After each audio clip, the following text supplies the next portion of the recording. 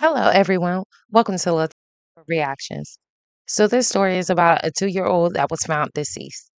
She just put them in a situation that it risked their lives.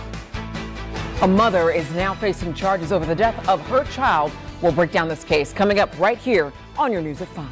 We start first this afternoon with this 2-year-old daughter found dead over the weekend. And that begins our newscast here at 5. Thanks for joining us. I'm Birshel Edman. And I'm Dan Spieler. Fox 59's Jesse Wells got a hold of court records today that detail just how this case came to light. Police were first called to this apartment building behind me by the victim's mother, who reported finding her daughter unresponsive under a dresser. Court records claim that mother admitted to neglecting her kids, who were living in filth. Here on the ground floor of this apartment building near Shadeland and Fall Creek, 2-year-old Skylar Gardner died Saturday night. Police claim the little girl and her young sibling were living in horrific conditions, with the apartment floor and walls covered in feces amidst a stench of rotting food. According to this affidavit, the girl's mother, Chantell Gardner, told police she left her young children home alone for several hours every day and night while she spent time at her boyfriend's house. So, this lady, Chantell Gardner, left her kids home, her daughter and her son. They are 2 and 3 years old. How are they going to take care of themselves? And like the news reporter said, they were living in filth. Clearly, the state has a good case to show that she was neglect of a dependent. Attorney Mario Masalamani isn't connected to the case, but says while Indiana law doesn't specify an exact age at which a child can be left home alone, parents can be charged with neglect if they abandon their children, deprive them of necessary support, or leave them in a situation that endangers their life. The law doesn't specify a specific age because the law doesn't want to specify an age. In this situation, you have a 2-year-old and a 3-year-old. Clearly, they're not able to stay by themselves. Police say Gardner confessed she came back to the apartment once a day to feed her 2 kids and often found them covered in feces. Gardner admitted she knew she was neglecting her kids, but insisted she never physically harmed the children herself. She knew she was neglecting them. She talking about, oh, I never physically harmed them myself. And you came to feed them once a day like they don't need 3 meals? So you could go over there and spend time with your boyfriend? So the kids didn't matter, only this man did. Because you did it for him. So you could have no responsibilities. You could have handed those kids over. Could have dropped them off at the police station, the hospital. If you didn't want them, somebody will take them. At least the little girl would have still been alive. So in neglect of a dependent, you don't have to show that she intentionally tried to harm them. She just put them in a situation that it risked their lives. While it's not clear exactly how the 2-year-old girl died, doctors at Riley Hospital say they found a large puncture wound to her neck, and her whole body was covered in bruises. Finally, the suspect is being held on a $100,000 bond. She's due in court for an initial hearing later this week. Jesse Wells, Fox 59 News.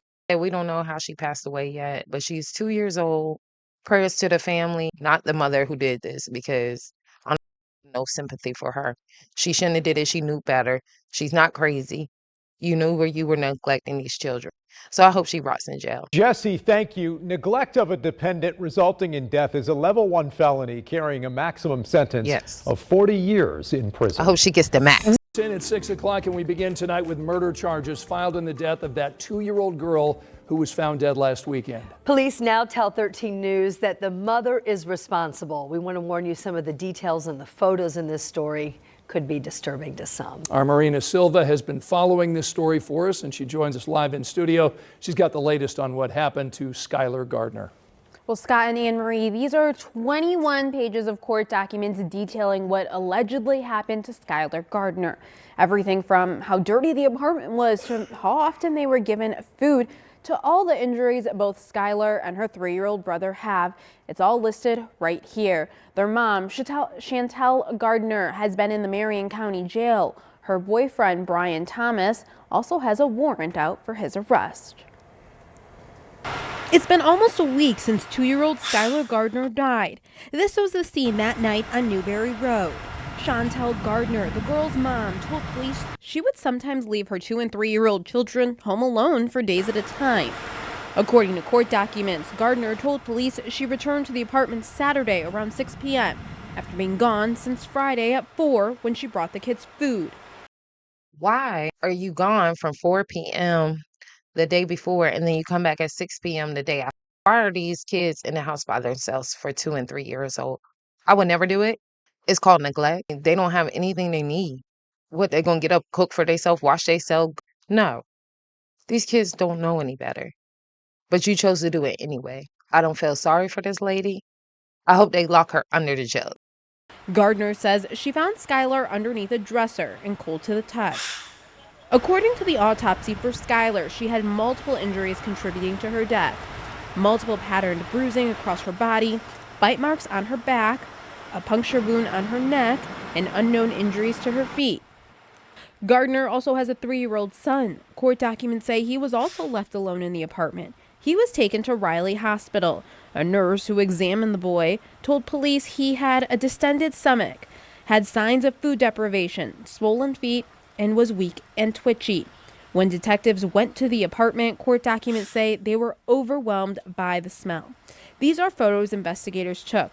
You can see what looks to be feces, food, trash, and clothing all over the floor.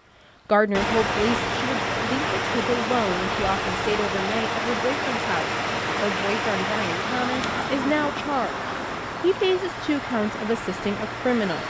Thomas told police he had not seen the kids since the end of December, and Gardner. I'm trying to figure out why he didn't question these things. Like, where are your children? Why haven't I seen them? Little girl, she had all these wounds into her body, her feet, puncture wounds, bite marks. Little boy, of course, she's malnourished. His stomach was extended. You could tell he was food deprived. It just doesn't make any sense. Gardner told him family was watching them at night. Court documents say Skylar also had hypothermia, and when investigators took the temperature inside the apartment, the highest temperature they found was 51 degrees. Gardner told police she stopped taking the kids in public due to their smell.